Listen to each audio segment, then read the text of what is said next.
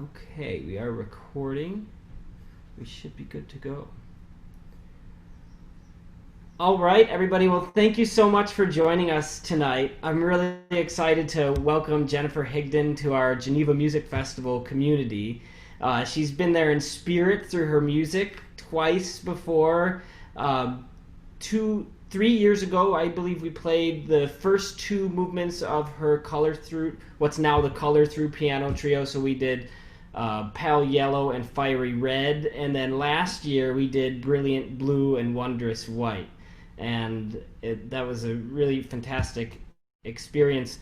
I got to meet Jennifer my first year at the University of Tennessee. She came and did a residency there, and I got the honor of playing a huge concerto for violin, orchestra, and chorus called the Singing Rooms with the UT Symphony. It was a fantastic experience. A real honor to work with Jennifer. I have to say, it was quite the way to kick off my career at Knoxville. To be the star in front of the orchestra is a fair amount of pressure, but I loved the piece and I thought the performance went really well. You did great. So You did great, Jeff. It was a fantastic performance. So so Jennifer is. We have another person joining. Jennifer is a Pulitzer Prize winning composer. She has had numerous pieces win Grammy Awards. She teaches at the Curtis Institute of Music, and she is one of the most renowned composers, I would say, of our time. And so we're really lucky to have this opportunity to interact with her. I think it's actually one of the upsides of this current situation is that I know in many aspects of my life I'm connecting with people much farther away because I'm just digitally connecting with people all the time. So this is really great. And Jennifer, thank you so much for being here. it's a real pleasure. I always like talking music. It's fun. I like talking to you too, Jeff. That's also great. So I thought the best way to do this, in general, if everybody keeps their microphone silent, unless you have a question, it'll help us keep the audio clear and help the conversation flow. If you do have a question, you can either wave at me or type in the chat. And I figured I'll kind of get the conversation flowing with Jennifer, and we can talk about the piece. We're also able to, we can listen together for a moment to each to just this excerpt of the music to refresh your memory, and then please feel free to participate and engage with Jennifer. So just to get the conversation going a little bit, Jennifer, can you tell us a little bit about the commission for this work and what that process is like? What do people ask you for, and then how do you come up with, in this case, like the program for the work, or if it's an abstract piece without a program? What's that process like for you? Yeah, it's interesting. This was one of the early commissions I got when I was coming out of grad school. I've been in Philadelphia many years here, and it was actually the Philadelphia Chamber Music Society that commissioned me. And they actually were the ones responsible for my first commission, which was a string quartet when I was still a student. And it went well enough that they came back and asked for another piece. But usually what happens is I get a call from someone and they say, hey, you want to write a piece for us? And they always know who the ensemble or the musicians are, and they always know the duration because normally they're fitting it into a program or something. But this was a special request, this particular piece, because they wanted to have Gary Graffman, the pianist. They wanted a piece for him and the Lark String Quartet. And Gary, at the time, was the head of the Curtis Institute of Music. He's a concert pianist who had a major career. And then part of the way through his career, he injured his right hand. Apparently, I think he said he like strained his ring finger. So he started, because he was so busy concertizing, he started refingering things for the right hand. And basically because of overuse, he damaged that right hand. They think it was actually, it just set off, that damage set off focal dystonia, which means his right hand fingers were curling in when he played. So for a concert artist who has a major career going around playing with orchestras, that's a huge thing. And I think he went through a lot of therapy, but at the time they didn't know that much about this particular ailment. So he had started playing just left hand repertoire for the piano. Now, there's a little bit of history to left hand repertoire. I want to give you the background here because it's kind of interesting. There was a concert pianist, Paul Wittgenstein, whose older brother was a famous philosopher. And Paul was in World War I, and while he was in World War I, he got shot in the right arm at the elbow. He already had a concert career that had launched, but it's apparently, I guess, because of the type of shot it was where it hit him in the arm, and because I think he ended up in a Russian field hospital, they amputated the whole right arm. But he was really, really determined to have a career, even though I don't know that this existed before this event occurs. So he returned from World War I, and his family had a lot of money.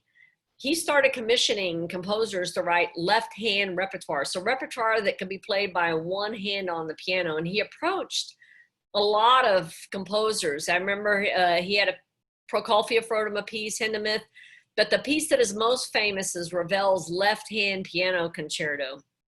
And I guess Wittgenstein was very good about thinking about how do you make a piano with one hand sound full like a piano normally does. He thought about cross rhythms and the way you support that solo in an orchestra. And I think probably Ravel's left-hand concerto, I like it better than his full piano concerto. There's something about it that's just elegant. But so Gary Graffman had started commissioning works also. He was traveling around playing these pieces that Paul Wittgenstein had commissioned, and he was also going to composers and saying, will you write me a piece? And I remember Ned Rorem, who was one of my teachers, wrote him a left-hand piano concerto. But the Philadelphia Chamber Music Society came to me and said, will you write a piano quintet for left-hand piano for Gary? And I was like, wow, that sounds like an interesting challenge. This was back in 1999. But I thought, oh, this is cool. I will definitely do this. So I basically got all the repertoire. I got the library to order all the repertoire that Wittgenstein had commissioned to look at what, if you're playing with just the left hand, what are the limitations? How do you make it sound full? How do you make it sound melodic? I mean, we're used to a pretty big sound coming out of a piano. So I studied that Ravel a lot too, looking at that. And so I decided to do a multi-movement work. And I remember at the time, I think I was having a lot of insomnia. This is how I got the odd title, Scenes from the Poet's Dreams. It seems like I wasn't sleeping much, and I had weird things floating through my head. And I remember thinking one night, I wonder if poets dream things differently than the rest of us. I thought it was actually possible that might be the case. And so that kind of set off a little program for me. I thought, well, what if I created a bunch of little musical poems that kind of imply stories? I thought, well, that'll give me a chance to write kind of variety. And they had told me right off the bat they wanted a piece that was like 20 to 24 minutes. I mean, they were very specific. And I knew the Lark String Quartet, they're really good. They recently just disbanded. I think last year was at the end of their concert season. They closed down shop. But so I came up with these wild ideas about titles, basically. And they're all kind of at odds, but it kind of gave me the chance to it's like making a little musical movie, but with different scenes that are really different in locations. So the first movement is called Racing Through Stars. And part of it, I was curious to see if I could get through all 12 keys in a short amount of time. I think that movement's like 3 minutes or something like that. So I also thought if you were flying through the stars, I have a very vivid imagination. I thought if you were flying through stars, let's say you took off from Earth and you were in a jet and you were going up and you were in a rocket, and it would go faster and faster and faster. And I thought, what would that sound like from music? And if I'm going to go through all 12 keys, I'm going to have to do this pretty quickly. So I created basically it's kind of like just music that slowly rises up. That's what it is, running through keys. The gestures get faster, the tempo gets faster, which is actually a little harder to execute than I would have thought. But for performers playing chamber music, I mean, normally we start at a tempo and we stay at that tempo, and then we might go to another one, but you don't have things that are constantly accelerating because you want everybody to stay together. So it definitely made for an interesting challenge. And that also gave Gary a chance, because it was accelerating in it, but also was line. He's this is trying to figure out how do you balance in this kind of situation the pianist with the quartet. Traditional piano quintet, there's quite a bit back and forth between them, and they should theoretically be equal partners. It's not like a concerto where the soloist really stands out. So I was thinking this constantly. I want to be able to balance so that Gary's an equal partner, despite the fact that he can only play with the left hand. But it also meant I had to think about the fact that a left-hand pianist they have to reach the lower end. That's the part they can reach easier on the keyboard. So if you got a lot of high stuff, it's going to be a little more of a challenge. You have to think about how he's moving his hand like this way and this way. You literally have to think about how fast he can move up and down because he's doing it with just 5 fingers. So, but this kind of racing through stars was the kind of thing that kind of got me thinking about, these are lines, they're going up. It's something about the left-hand piano only having one hand suggested this, so. Maybe let's listen to just a second of that movement. Let me see if I can do this. This is the challenge, right? The audio. Let's see what happens. I think it might be okay. Yeah. We'll find out.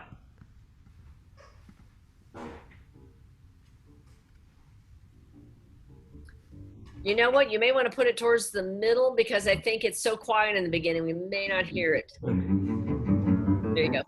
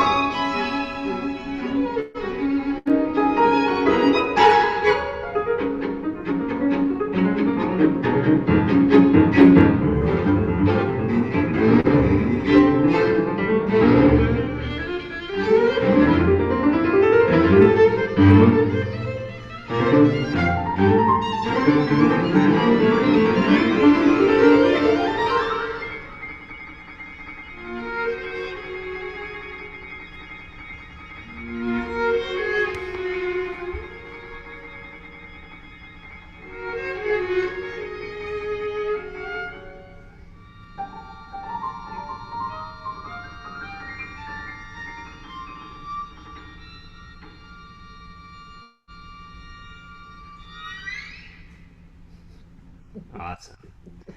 I figured since it was so short, we would just go and we get all 12 major keys, and we should just go all the way through. Yeah, well, it's a beautiful recording. They really did a fantastic job, and it's interesting that until you told me that was written for just a left-handed pianist, I didn't realize that.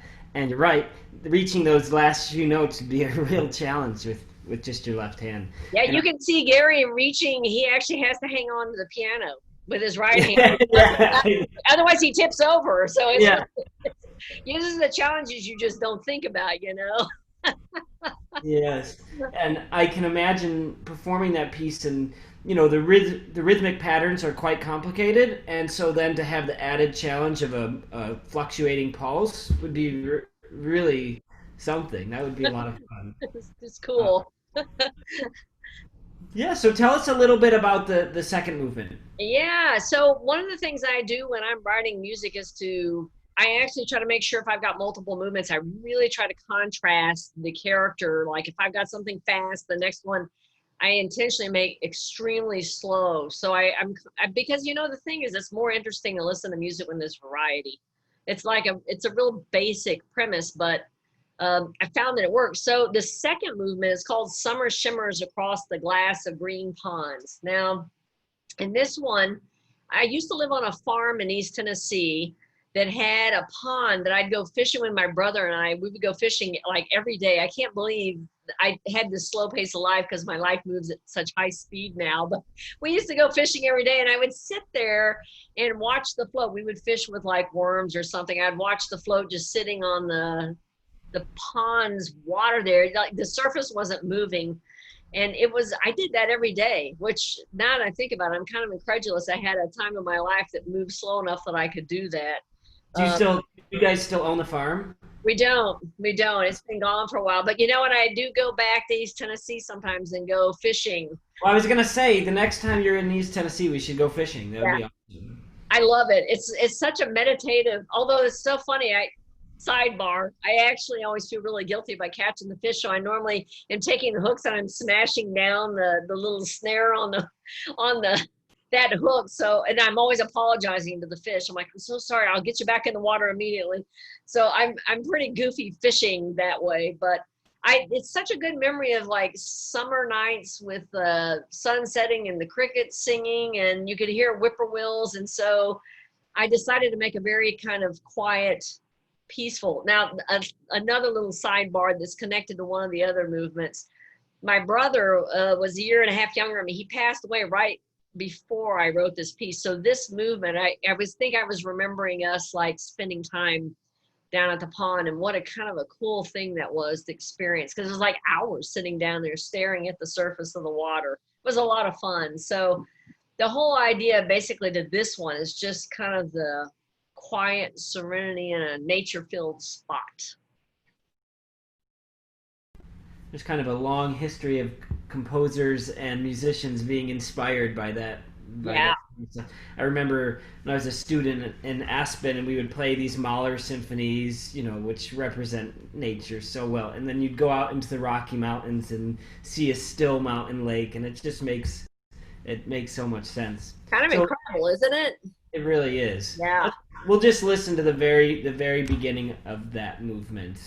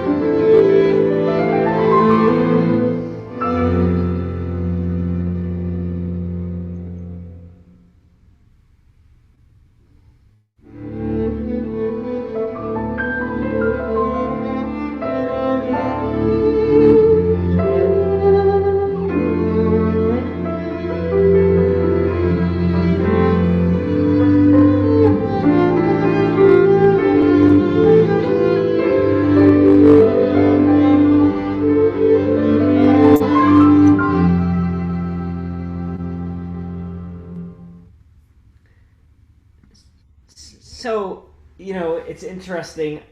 For me, I can definitely hear the tinge of nostalgia in that music. And you were talking about your brother. I think many of us, when we think back of, old summer memories, there's this tinge of nostalgia. What do you think about when you're trying to create that feeling in music? That's a good question, because there's not a way to define that clearly. Strangely, it's not. This is something we always say we can't teach in composition lessons. It's like you can't really teach someone to be musical. It's No. there or it's not. And I often wonder when I hear pieces of mine, I'm like, where did that come from? I literally have that reaction after all this time of writing music. But a part of it is you think of the beauty. I thought of the beauty of strings. And one of the things that I did right off the bat, three of the string players have mutes on their strings and one doesn't, so that the color is a little different. And you think, all right, let's create a piece that's at the breathing, speed of breathing. That's basically kind of what you're doing. So I was thinking about the color and the texture of the strings having, a solo here or that, and then also just allowing Gary to kind of emerge out of the string sound into a line. But this particular movement has a lot of pauses. It's almost like it's that summer sitting there and sighing. You're under the shade of the trees and it's really peaceful. So I think those memories were so incredibly clear for me because this is literally like so it's like 18, 19 years after. I'm writing this piece 19 years after this had even happened, and I'm amazed. It's like I think this stuff is in your DNA, the emotion. And Right. that's the part about composing that's tricky. I have to say it's like magic. I don't know what it is. If you could figure out a way to tap into it, I'm sure too, because for me, because Andy had passed away literally like a year before, I was a lot more raw. I know all the pieces coming from this time period that this was written, 1999. People often ask me, like, they hear this movement and they say, they literally, the musicians say, what was happening to you? Because I don't have anything in there about my brother, loss of my brother, but they sense the emotion. And Right. I think that's just one of those things you somehow as a musician figure out how to convey, because that's what we all want in music is we want to be moved. That's Right. the total reason we listen to this stuff. So I agree with you. Not sadly, not everybody thinks that anymore. But yeah, in my opinion, I agree. yeah, So tell us a little bit about the third movement. Really interesting. I love the George Crumb reference. yeah. So I actually was writing this. It was the 70th birthday of George Crumb. It was his 70th birthday year. George Crumb was my teacher at University of Pennsylvania, and he's got really far out music, like another universe. But I was always so appreciative of his teaching us about color and using instruments. And I think I got so much from that. I mean, that last movement's probably the perfect example of that, because the fact of the matter is the first thing I thought when I was writing that movement was, where am I going to put the mutes on the strings and how am I going to contrast colors? So he has this piece, if you don't know it, it's called Black Angels. It's a electric string quartet, really intense. I think I'd never seen this movie, but people tell me it was used in The Exorcist, the movie The Exorcist. It's an incredible quartet. It's really scary. It's one of those things you don't want to listen to at night, like before you go to bed, because you probably will have bad dreams. But it's so masterfully written. So I thought to myself, because I was going through insomnia, I thought, wow, what if you had a nightmare where giant electric insects are coming after you? And I'm sure I was thinking about the Crumb. I think I was teaching a class at that point where I was having to discuss George Crumb's music. And his very first, the opening of Black Angels is, I think it's called Night of the Electric Insects. So I made the decision to put his first measure of that piece as my last measure in this movement. So I've got these weird electric sounds of the strings and the piano. They're very agitated, and basically it's like a nightmare where insects are coming out of everywhere, and they're not even normal insects. Some of them are the size of a building, some of them are little, they're all mechanical, and they're chasing you. So I had that music kind of racing up towards the beginning of George Crumb's start of Black Angels, so Night of the Electric Insects. And but again, this is the perfect thing, the contrast, that whole summer shimmers across the glass of green ponds, that's so smooth. And then this comes at you and you're like, oh my, I had too much Diet Coke. I tried to go to sleep, I'm having weird dreams. I think we should, for a second, we can just listen to 15 seconds of Black Angels, and everybody will understand. So let me open that. So everyone should brace yourself. It's a little scary. We have to listen to an advertisement first. One Oh sec. yeah, that's the way it is, isn't it? Okay, so now I'm going to share.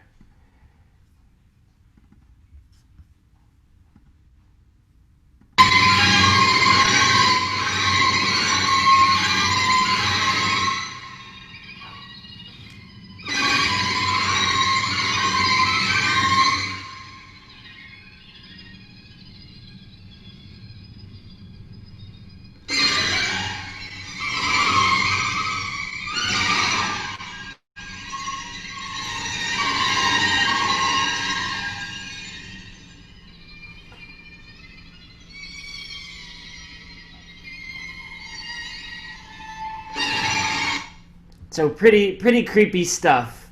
Uh, and that's an interesting piece, by the way. At one point, the string players use wine glasses filled to different levels and draw the bow across the wine glasses, which creates a very eerie sound. I've thought about programming that at the Geneva Music Festival sometime for the Jeff, end. you might want to start this towards the end, actually. So, because this goes into the beginning of that crumb. So, that might be a good thing. Yeah, I was going to say to let it run up to the end. Okay, let's do it.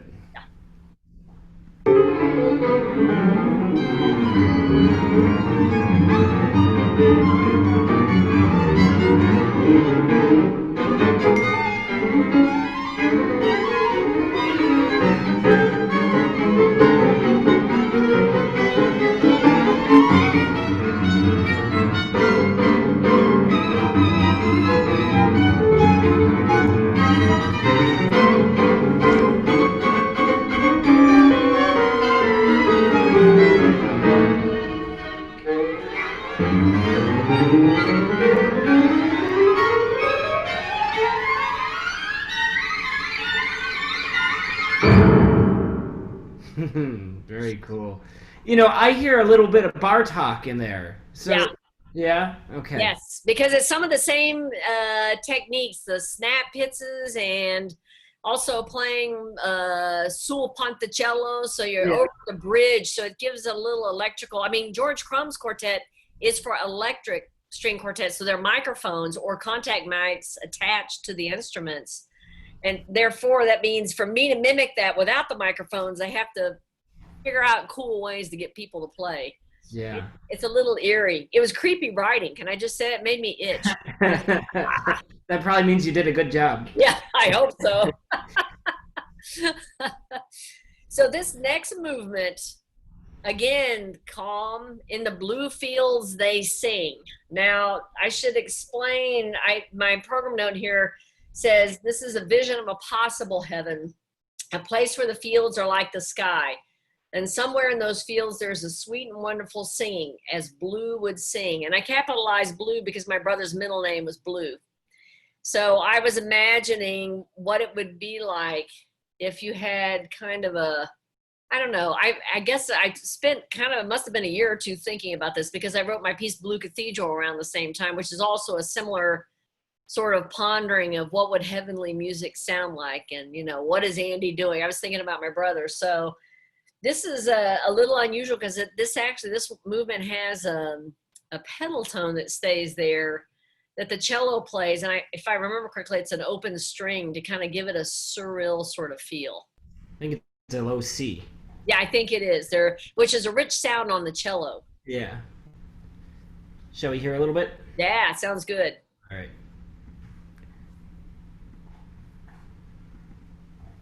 Oops.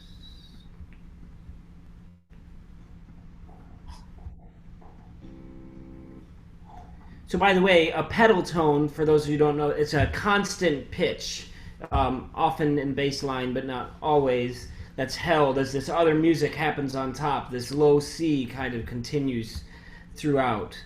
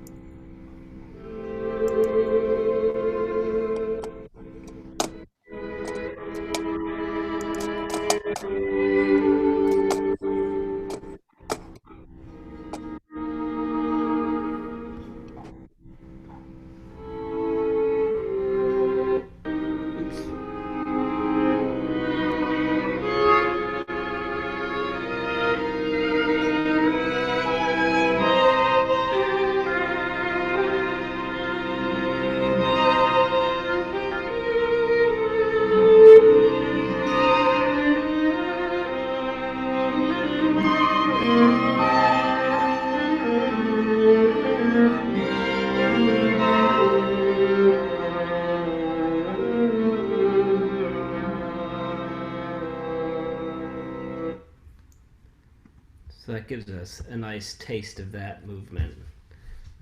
Oh, I think you're muted now. I'll unmute you. There we go. Okay. One of the things about this movement, Gary came to me part of the way through my writing this, and he said, you know, I can actually use my right hand. It just has to be something stationary where I'm not moving. So part of the way through this, there is literally like an octave that he just does over and over while he's moving the left hand up and down. It was kind of an interesting thing for him to come tell me that he was doing this. So, you know, another pianist who's had this actually is Leon Fleischer.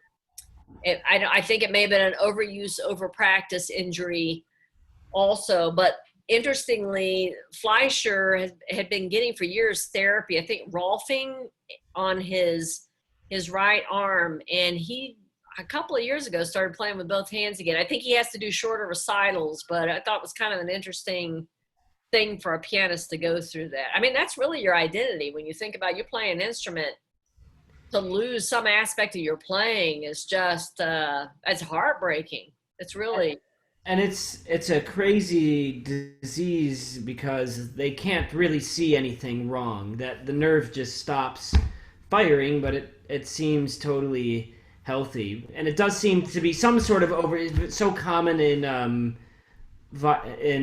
pianists. Also, Peter Ungen of the Tokyo String Quartet, the violinist, he had the same thing where his pinky, just started curling up. And I've had some close friends, actually young people that, just out of the blue, it's really a terrible thing. It's really a scary thing to think about. But I have to say it's an ingenious solution to actually then commission works that you can play with the hand that's good.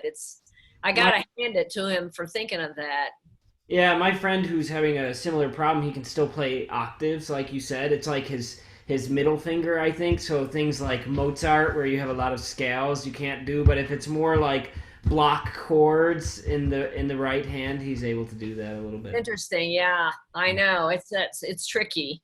Gary played this piece a lot, though. I mean, it's impressive. They really, he went out and did it in various places. I mean, if you've got set repertoire, it's pretty easy to give them the list of things that you can play. Right. Yeah. So this last movement is called "The Fast Dancers Dance Faster!" Exclamation point. This was the title that came to me. This was another night of insomnia. I think I was like 3 a.m. and I don't know where. I probably was like too tired and this popped into my head. And the idea of this is that basically I wanted to give Gary a chance to dance with each one of the string players. So they each have a little duet with Gary, and I wanted to make their musical material different enough so that when you combined all of the themes at the end, they could all play together. You could hear them distinctly, but they would still be like dancing. So, and I thought, well, of course, I should just make it go fast. That would be the most interesting thing. And again, looking for contrast from the previous movement that is just so slow. It's nice to kind of have something that ends with the bang. So it was an interesting challenge for them. So I'm guessing probably, Jeffrey, you may want to go part of the way through this as they're getting further into the dancing. I think it probably. Yeah, and these dances, they don't sound easy. I was like, boy, oh boy, that sounds a little tricky. Let's see.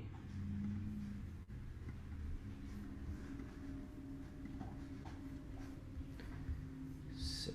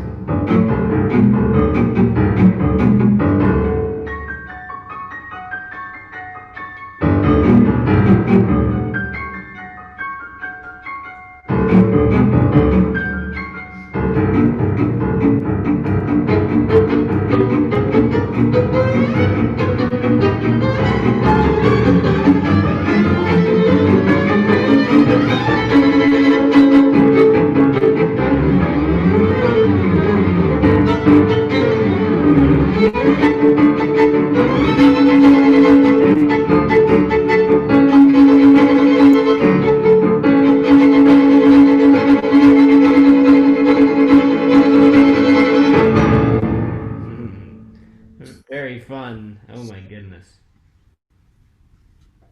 Well, that's fantastic. Really appreciate you thinking of that piece and sharing it with us. It's so evocative, and I was listening to it, and then I went and read the program notes, and I listened through it again, and the way you represent that story is just, it makes so much sense. It's so clear. So it's really fantastic It's writing. a fascinating thing, isn't it, to think about a musician making an adjustment. I'm appreciative of the fact that he didn't just stop playing, too. I think about that. And he took up other hobbies, artistic hobbies, like he did painting and he started collecting like a lot of art. But he was also running the Curtis Institute of Music.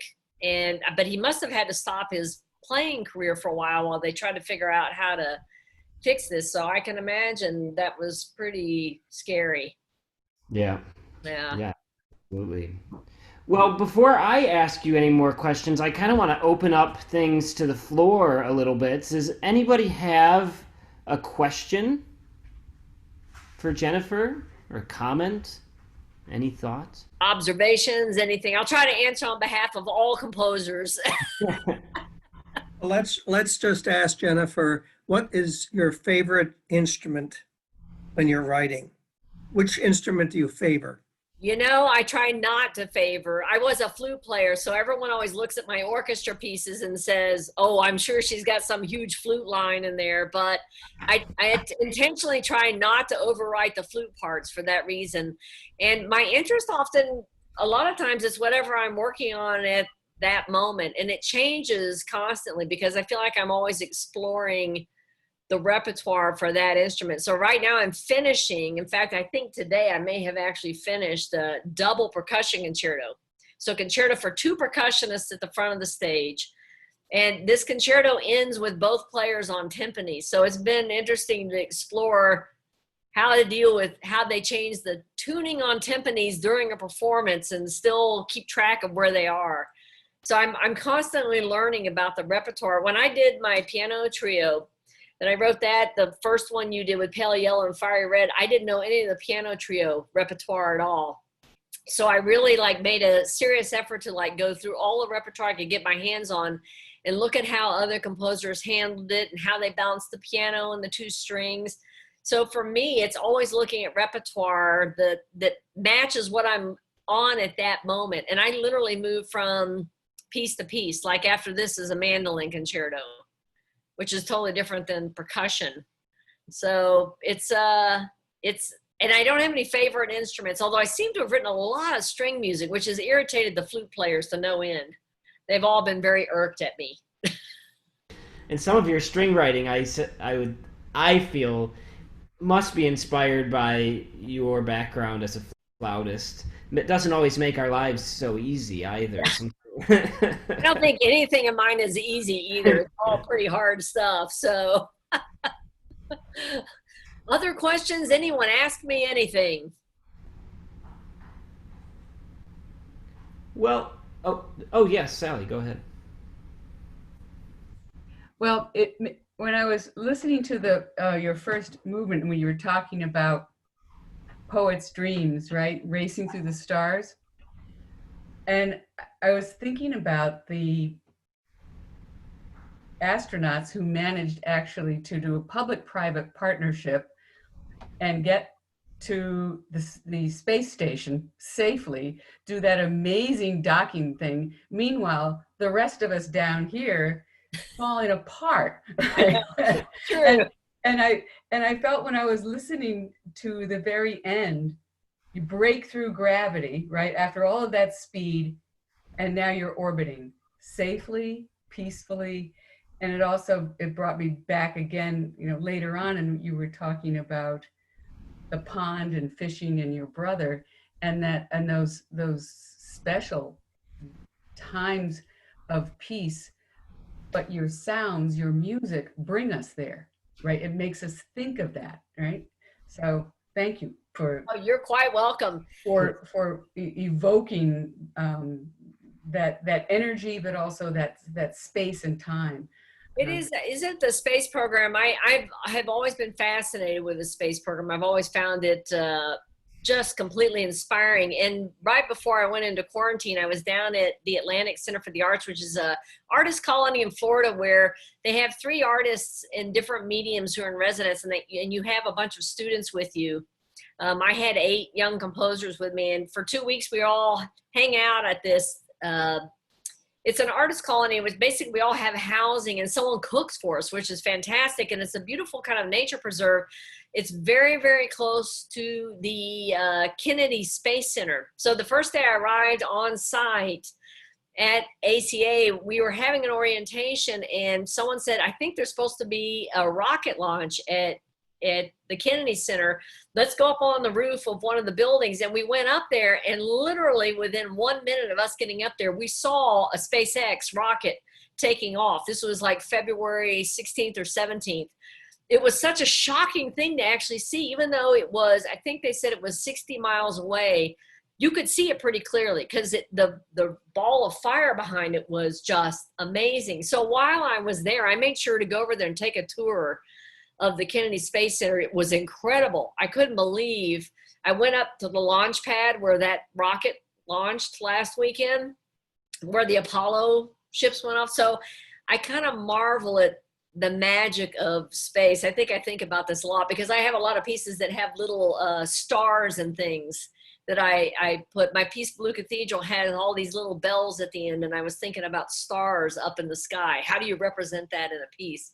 But thank you for your wonderful compliment, Ms. Webster, seriously, because that's when you write these things, you imagine things, but you don't know if they're gonna come off the way you're imagining them. And I'm always like holding my breath until the piece premieres. It really, every time I'm like, oh, is this gonna work? I thought it might work, and maybe it will, but maybe it won't. So I appreciate your compliment. Jennifer, maybe one interesting topic for you to comment on. Our festival for a number of years has been trying to program works by people who are often underrepresented. And so last year we celebrated the contributions of women to the field of music. And, nowadays young women composers have, I think, equal opportunity for the most part to men, as far as I can tell. And we're lucky to get to share in all their achievements in music. And I wonder if you have any comments on that and how maybe things have changed over the course of your career, and if you've ever, how this whole scenario of women sometimes not being featured on the concert stage has impacted you. It's a really good question. I actually talk to reporters about this, I think probably at some point every week.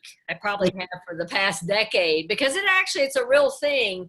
I started noticing that this was actually more of an issue for audiences than I realized. When I had my violin concerto, when Hilary Hahn was premiering that piece, Baltimore Symphony was one of the co-commissioning orchestras, and Marin Alsop conducted the performances down there. And we did post-concert talks, and I don't think any of us realized the impact of having Marin Alsop, myself, and Hilary Hahn on the stage. But every single night, someone raised their hand and said, oh my God, it's so amazing to see women up there. The first night, we all looked at each other like, oh, that's right. I have to admit, I never think about this because I just always think about writing the best music that I can. That's always the focus. However, I do know loads of women composers who have a hard time basically getting their music in front of people. So it actually is an issue. And there are a lot of women composers out there. The really ironic thing, because people always ask me, do you feel like you were held back? But I'm actually the most performed living composer of classical music in the 21st century. I have passed up Philip Glass and John Adams. There's actually a database that tracks this stuff. So I can't complain that I've been deprived of opportunities at all, because I'm doing okay.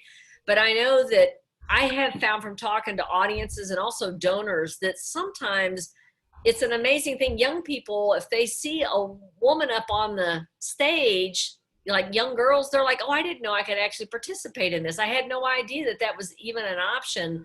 And after those concerts with Hilary and Marin, I realized this was a much bigger issue than I had realized. So it was kind of I've become much more cognizant of it, because I have so many people come up to me now and they say, it's so good to see a woman composer. And so I realized that obviously the absence was noticed. So I applaud you for thinking about that in your programming, because there's a lot of amazing music out there by women. And Oh, it's good to kind of just like represent, it's how you become part of the community. I mean, I think also I am always hopeful that the music I write makes you appreciate going back to Brahms and, Schumann and all the guys, basically, that everything that they have done, we all feed off of that. It's the exact same process. I write one note at a time. Bach wrote one note at a time. Mozart wrote one note at a time.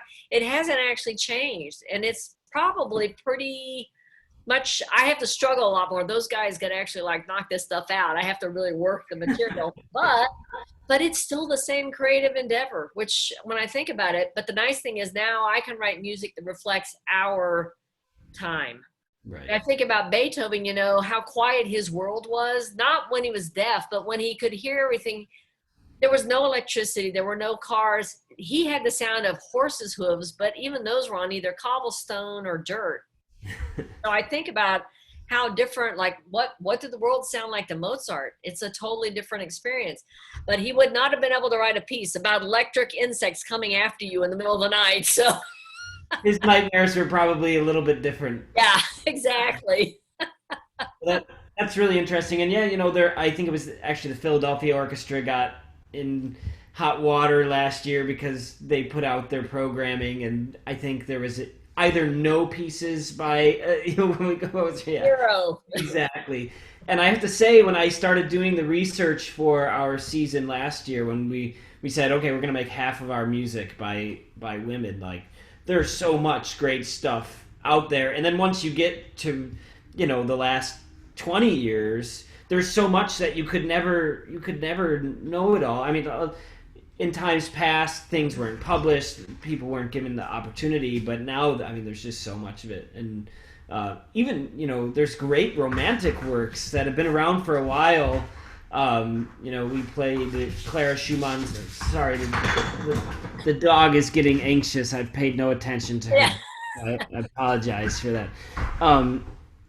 We played Clara Schumann's piano trio, and then Amy Beach's piano quintet, which is just fantastic. Some moments of it are just incredibly beautiful, and to have some of this music not be known is just such a pity. But yeah, we're all working on it, but I applaud you for thinking of doing that, because it does represent it's a different voice. And I always just find it kind of a fascinating thing listening to music. And I used to, when I was teaching music classes, like a music history class at Curtis, I would put things on and I'd have people try to guess, did a woman write it or did a guy write it? We would try to make guesses about this, but it is an important thing, because I think to be relevant in your community, you have to reflect your community, basically. that's right. It looks like Laura has a question. I do, thank you. It's funny that you just talked about playing pieces in your music history class and seeing if you could determine whether a male or female, because I've done the same thing in my music history classes, and it always creates a really interesting conversation. That's not my question, but that was just so funny. My question has to deal more with programming, and I know that a large extent of what you're doing is probably driven by commission and what's required of the commission. But I'm thinking in terms of symphonic programming. I've listened to a lot of your symphonic works, and I've noticed that there's a lot of concertos, and there are also several pieces that are shorter in length. And I'm wondering if that has anything to do with the possibility of getting additional performances afterward, because it's on the first part of the program and it's easier to fit something in there than a really large symphony on the second half. Yes, that's absolutely what it is, because I'm always telling the young composers coming up through school, write small works with small instrumentation so they can be inserted, because the normal position for the contemporary work is the first thing, a concert opener. If you're a young composer and you do that and the concert opener goes well, then they come back to you and ask you for bigger works. And you're right, I have the piece I finished today is my 14th concerto. And so people have started saying, oh, it's the concerto lady. And they're like, why? Have you written so many concertos? I'm like, those are the people asking for the pieces. I've been writing on commission since like 1994. So, and everything I write's on commission, and I'm lucky that I get so many offers that I can actually just kind of pick and choose. But it's an extraordinary thing to actually sit down. Like when I wrote a tuba concerto 2 years ago, there's not much tuba repertoire. They desperately need music. Same for the harp. I mean, the piece I won a Grammy for this past Grammy go around was a harp concerto. They don't have a lot of repertoire, and a lot of principal players have an agreement with their orchestra that they are going to do a solo, but the harpists always play Hinastera. It's Vaughn Williams for the tuba player. So I'm like studying these instruments and trying to figure out how to add something of value to the repertoire that reflects the skill level of the performers now, because the performers now are better than they have ever been in history. I mean, I think about like in Beethoven's time and Mozart's time, I think a lot of those performances, if we heard them now, we'd be completely horrified because they probably were really out of tune. I know Beethoven was always finishing the music at the very last possible minute. And in fact, connected to this, someone gave me once an archival recording of the world premiere of the Samuel Barber Violin Concerto, which is a piece that I love. It was the Philadelphia Orchestra playing, and I couldn't believe how compromised the performance was. It was really kind of astounding. It didn't sound very good. The piece had some misjudgments in the orchestration. The orchestra had not rehearsed it enough.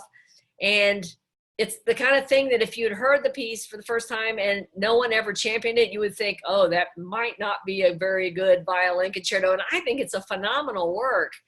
But it is, I often tell composers, if you're going to do stuff for large ensemble, do smaller works because you're more likely to get it put on a program. And my shortest work for orchestras, 2 minutes. It was an encore commission from National Symphony. They did an interesting, and this might be something you might want to think about, Jeffrey. They did an encore series where they commissioned a bunch of 2-minute pieces from composers, and they didn't even put it on the program. They just would slide it in at the end, and they would just do it as an encore. And you could actually do something like that, little short pieces that are literally 2 or 3 minutes for whatever instrumentation you've already decided to put on another program. That little piece of mine is like, it's a Haydn size orchestra because that was what was on the program. That piece gets done. I have orchestras that'll do that 20 times in a year, that one piece. So it's interesting, but smaller is probably better until the orchestras think, oh, I think we could put something on the second half of the concert.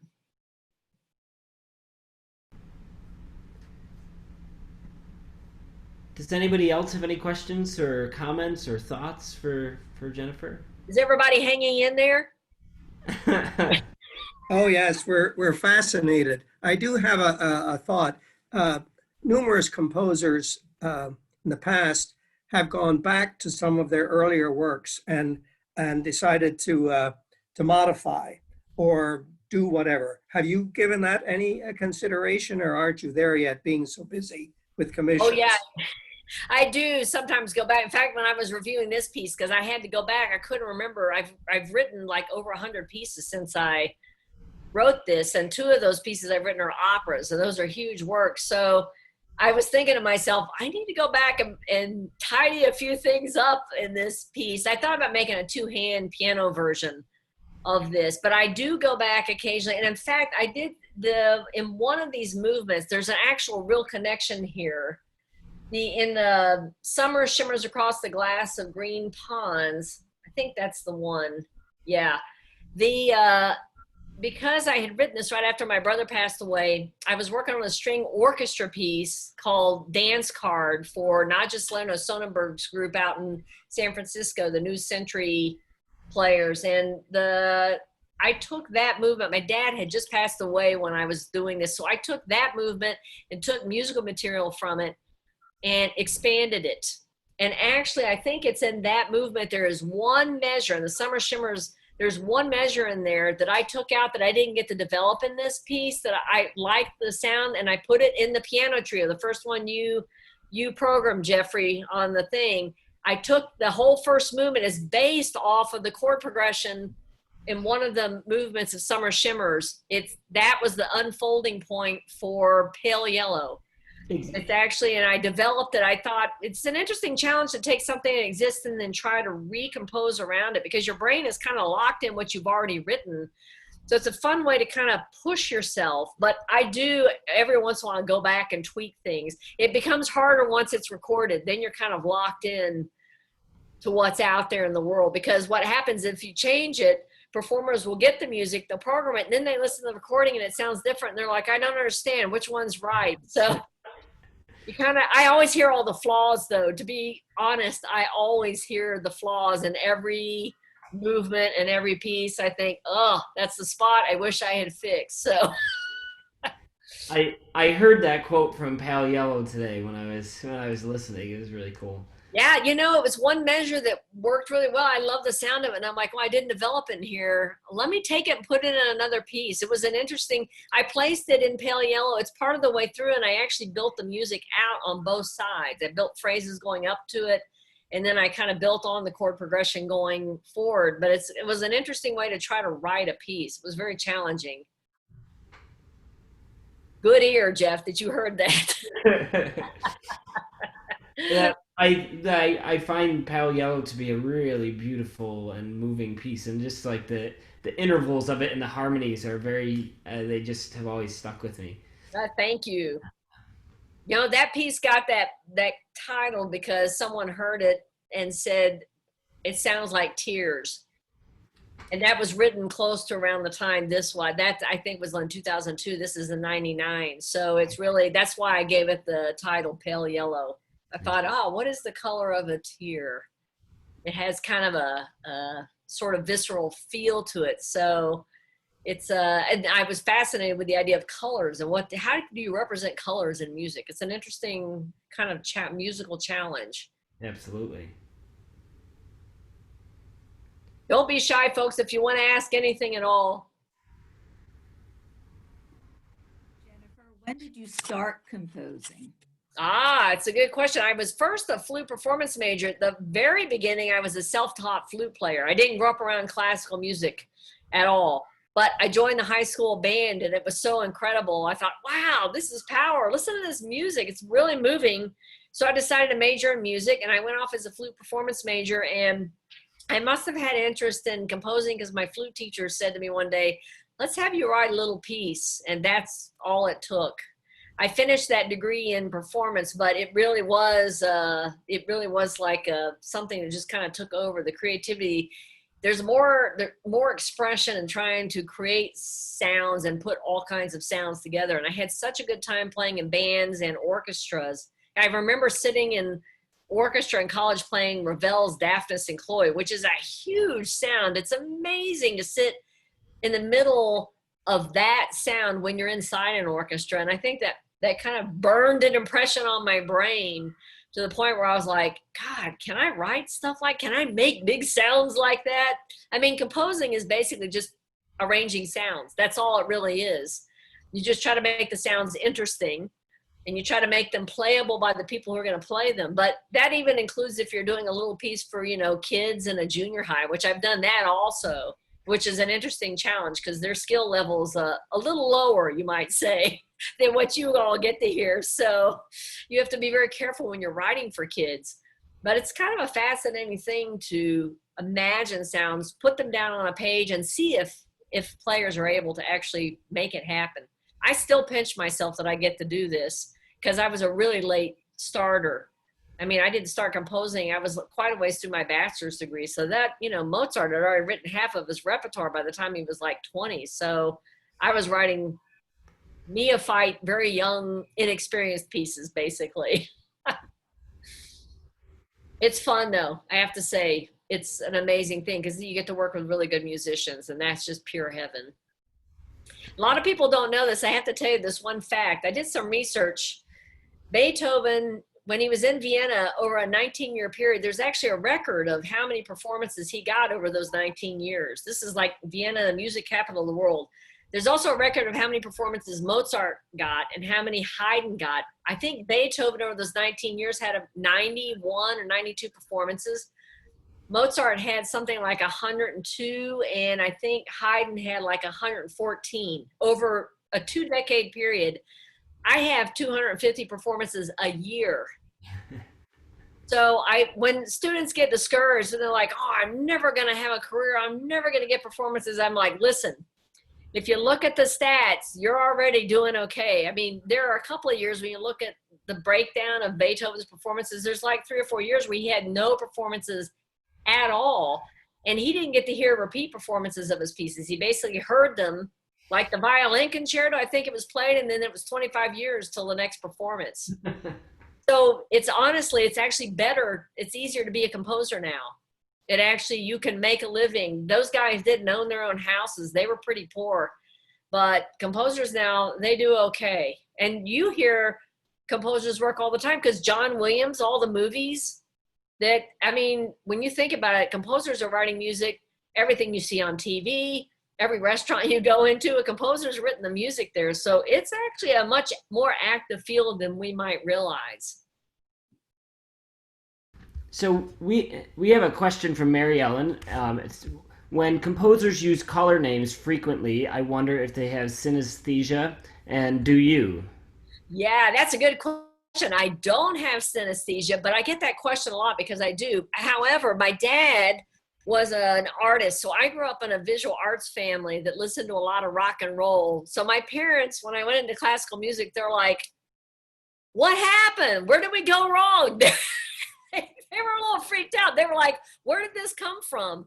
But I think because I grew up being taken to a lot of art exhibits and experimental films and things like that, I'm very aware of the visual world. I'm always, even when I travel now for concerts, I'm constantly checking the art museums and areas and going in and seeing what the current exhibit is. And I find it interesting to talk to painters and people who draw and photographers, because I have found over time that it's all the same process: writing a short story, a novel, a poem, doing photographs. It's actually the exact same mental processes, and we all struggle with the exact same creative blocks. Every single person who does anything creative struggles with those blocks. So I find it fascinating, but I think that's why I've got so many colors present in my, there's a lot of colors, you're right. I've got a lot of colors in my pieces, and I always wonder what that's like for people with synesthesia. Are they able to write in other keys? Because apparently it's also associated with certain chords. I think Messiaen had this. I can't imagine what that's like. Ironically, my dad, who was an artist, was red and green colorblind.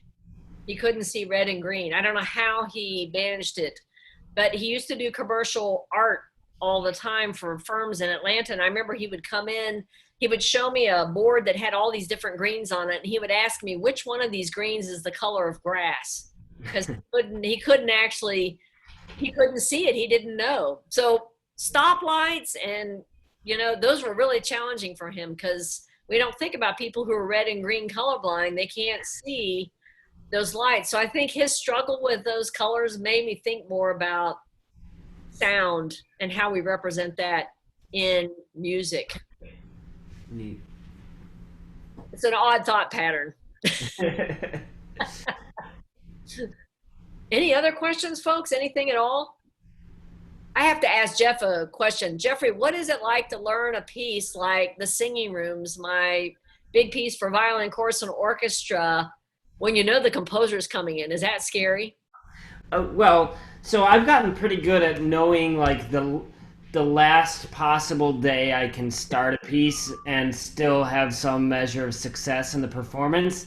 And I think that performance was quite late in the year. That was a March performance, I think, something like that. Yeah. And my start date for that project was early, like immediately. I think I started looking at it as soon as they proposed the project. And yeah, knowing you're going to play it for the composer adds a new element, especially if you're not the first person to play it, right? Yeah. And you want to represent the piece as well as you can.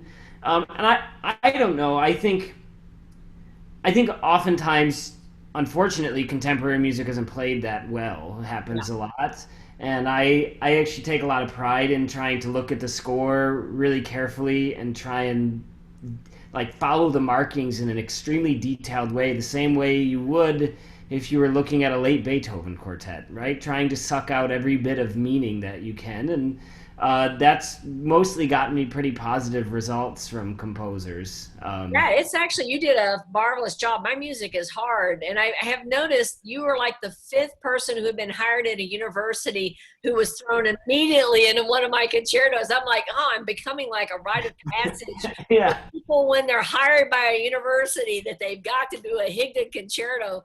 I feel a little guilty, like, oh my gosh, what are they doing to these folks? Well, this is a 35-minute concerto. I remember getting the score, and it's like a little book. I mean, it's Yeah. a thick part, and it's a lot of notes. But I mean, it's just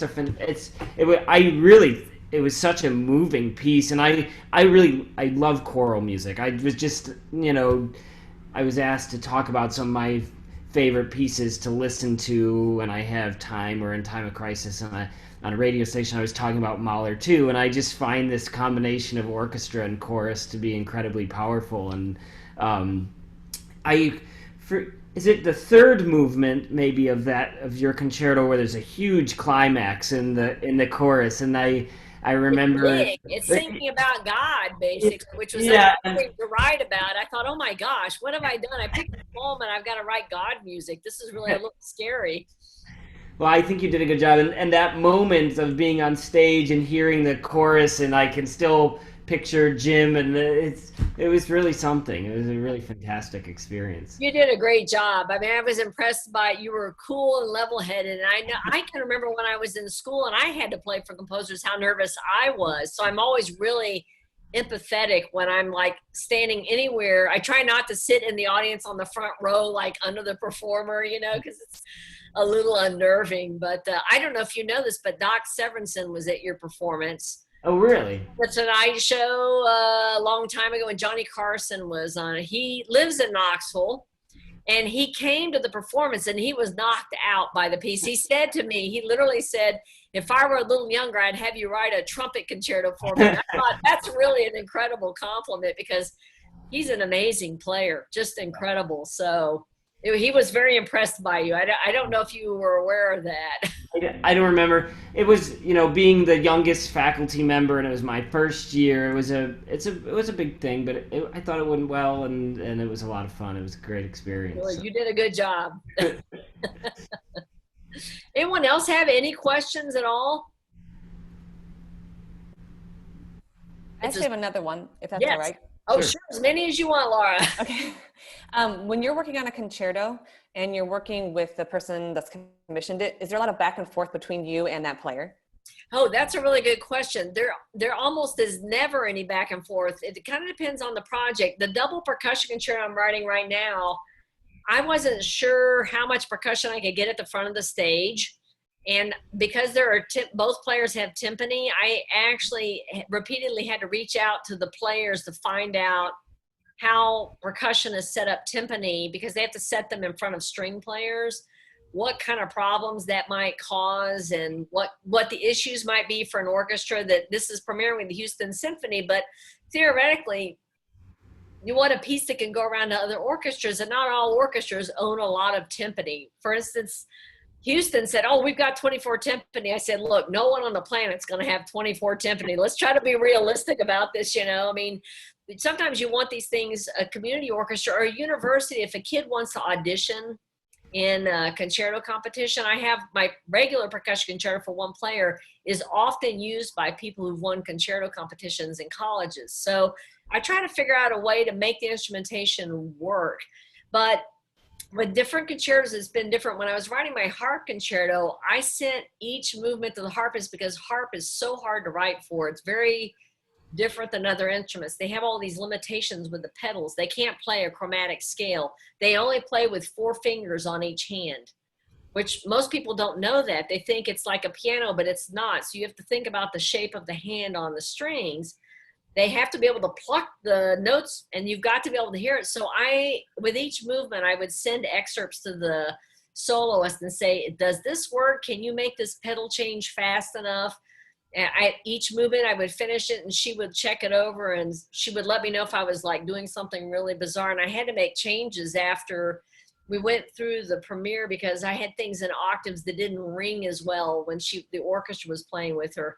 So if I ever have questions, I always immediately thank goodness for email, because you can make a PDF of whatever you're checking out and actually literally email it and get an answer back right away, which I'm like, God, what did Beethoven do? But then I realized Beethoven wasn't writing a low brass concerto like I wrote recently for Chicago. I mean, it's an interesting challenge if you're writing for unusual instruments. You do have to check things out.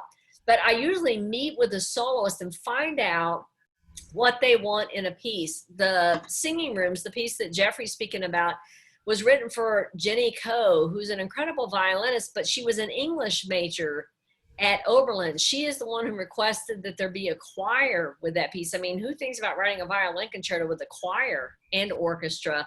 But because she loved poetry so much, and I think poetry may have been her specialty, she really wanted something with a choir and singing. So it caused me to have to really think outside the box. But it also meant that not only was I sending Jenny Coe excerpts, I was also sending the chorus master of the Atlanta Symphony, who's the group who recorded it.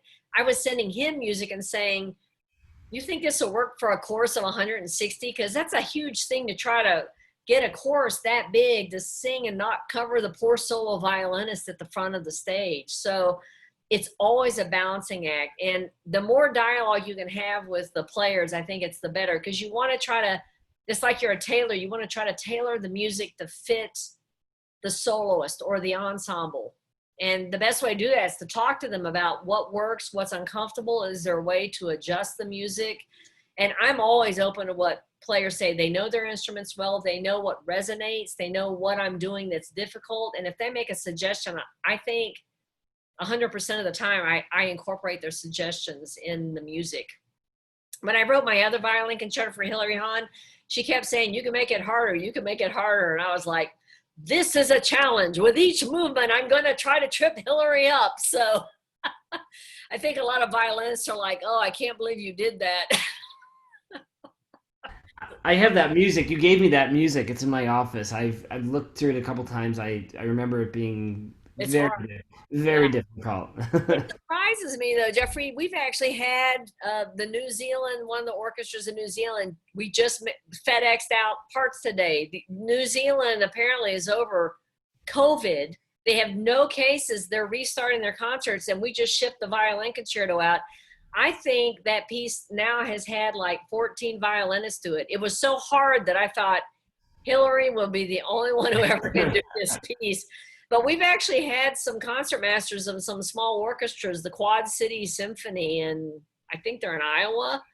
They did it with their concert masters. So it surprises me for the difficulty level of that concerto. I really thought, oh boy, this is so hard. But people are taking it. That's been a piece that a couple of violinists have had to do when they've been hired by universities. It's actually, I think I must be a test person, you know. It's they're like, how serious is this teacher? Let's give them a Higdon piece, you know?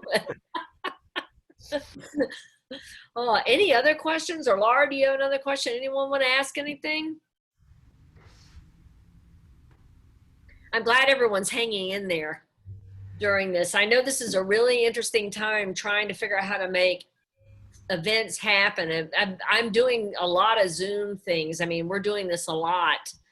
So it's a good thing to kind of keep the lines of communication open, but also the fact that you could kind of share the backstory on things is kind of an interesting thing. We've all done creative stuff, so it's good to kind of, I feel like I share DNA with all of you because there's a love of music, but we've all done creative stuff in our lives, and it's actually the same challenges across the board, no matter whether you're building a birdhouse or you're trying to figure out how you're going to get to the grocery store when there's COVID-19 out there, you know. You're always being creative. A lot of people just don't term it that way, but it's the exact same process of trying to figure out how to get from point A to point B, and there are always barriers. It's the same when you're learning a piece. You just have to figure out how to get around those barriers.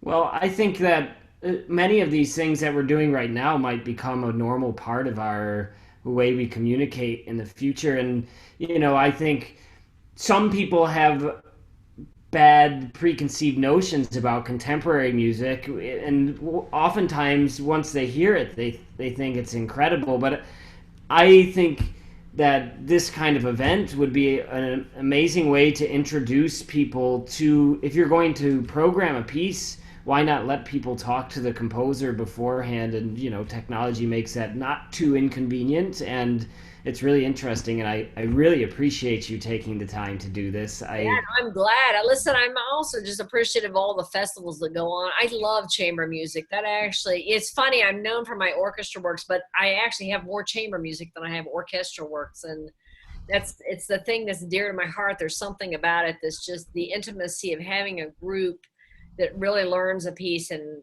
everyone's sitting close to the stage. There's something about that's just like, it's absolutely marvelous. Yeah.